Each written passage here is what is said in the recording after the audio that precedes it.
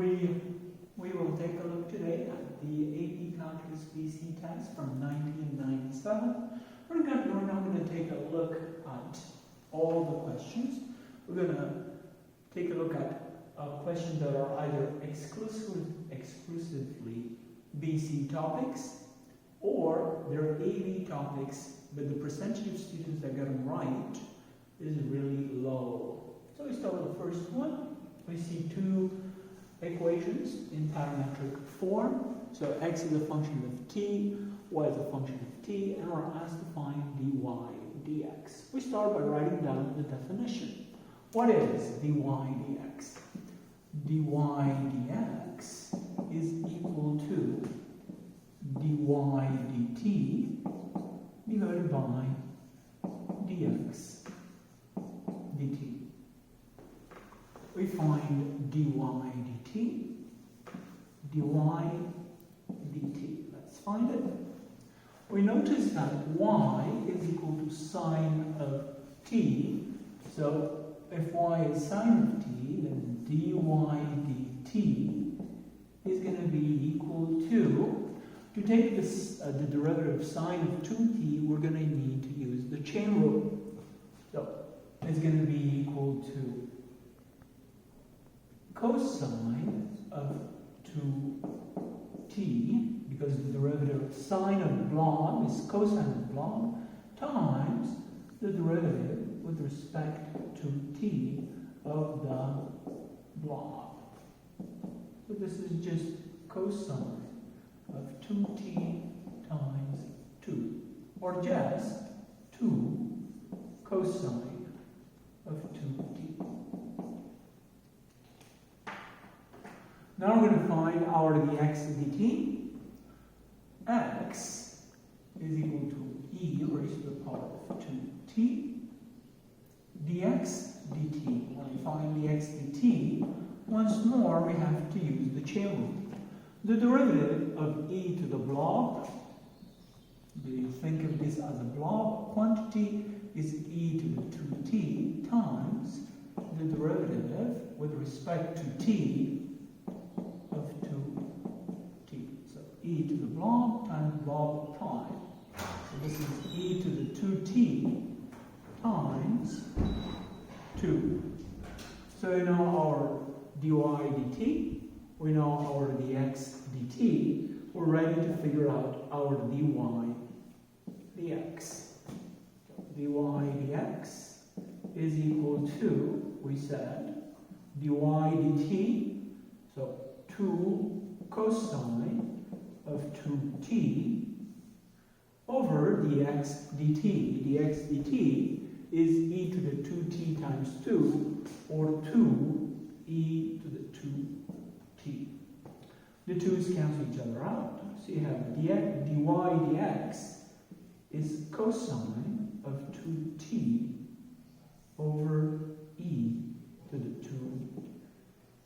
2t. We now move on to question number 9 from the same test. Question number 9 is actually not a BC topic. It's a Calculus AB topic, but the reason I'm going over it is because only 34% of the people were able to answer this question correctly.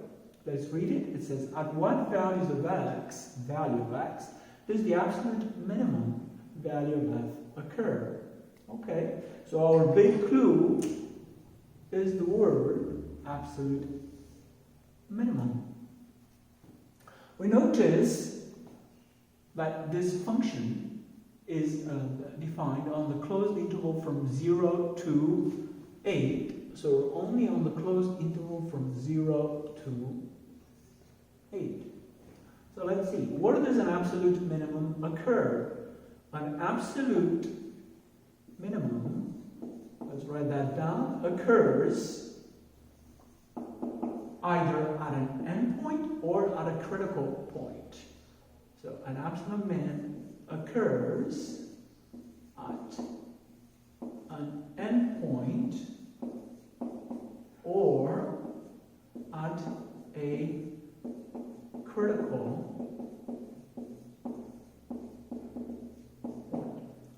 point. What is a critical point? A critical point is a point where the derivative is either equal to 0 or it is undefined. So if you look at our graph, there's actually two critical points. X equals 4 and x equals 6. We notice that f prime of 4 is equal to 0 and also f prime of 6 is equal to 0. We're going to draw a sign graph. On the sign graph, we're going to put the number 0, the number 4, which is one of our critical points, the number 6, and the number 8. Let's see what is happening. From the graph, we notice that the graph of f prime is above the x-axis on the interval from 0 to 4. So all the values of f prime of x are positive.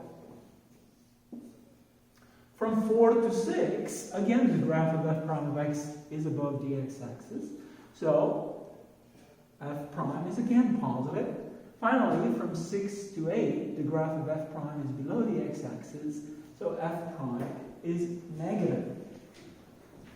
So we take a look at our two critical points. We look at 4. At 4, we neither have a max nor a min because there's no change in sign. So 4 at x equals 4. There's neither a max nor a min. No change in sign. So neither a max nor a min. No change in sign. What about at 6? At x equals 6, we actually have a maximum. A max occurs. The first derivative changes from positive to negative. F itself is increasing before 6 and decreasing after 6. So let's write the complete sentence. Because f prime changes from positive to negative. So neither x equals 4 or x equals 6 is going to be an absolute minimum. So we eliminated our critical numbers as being candidates for absolute minimums. So this means that our absolute minimum will occur either at 0 or at 8. Well, not bad. I mean, you flip a coin and you have a 50-50 choice, a chance of figuring out where the minimum occurs. So let's write that down. Absolute min occurs either at 0 or at 8.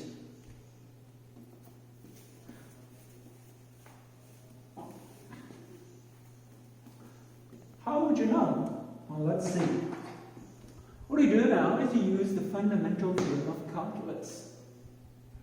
We know that the integral from 0 to 8 of f prime of x dx is equal to f of 8 minus f of 0, which means that f of 0 plus the integral from 0 to 8 of f prime of x dx is equal to f of 8.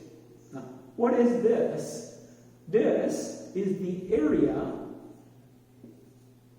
between the curve, so between y equals f prime of x and the x-axis.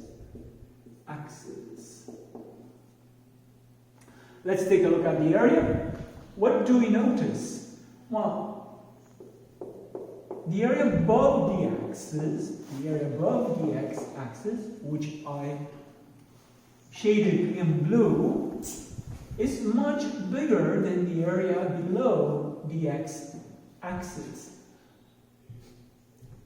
And so what does that mean to us? It means that the integral from 0 to 8 is actually a positive number. We don't know what it is, but it is some positive number. So we have f of 0 plus some positive number, I don't know what it is equal to f of 8.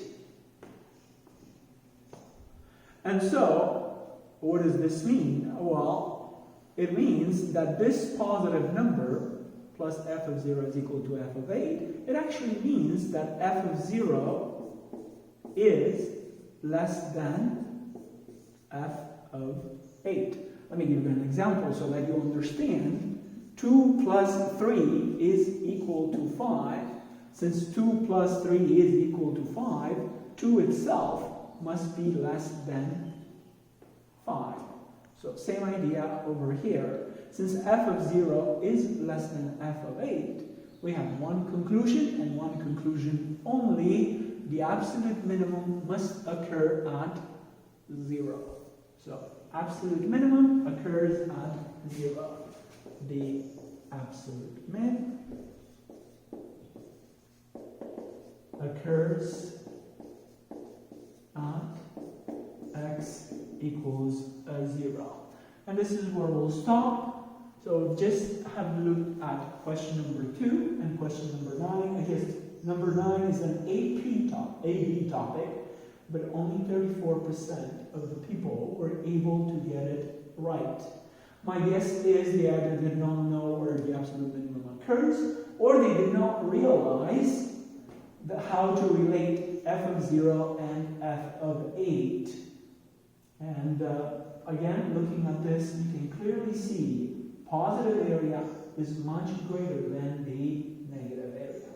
Like I said, this is where we stop.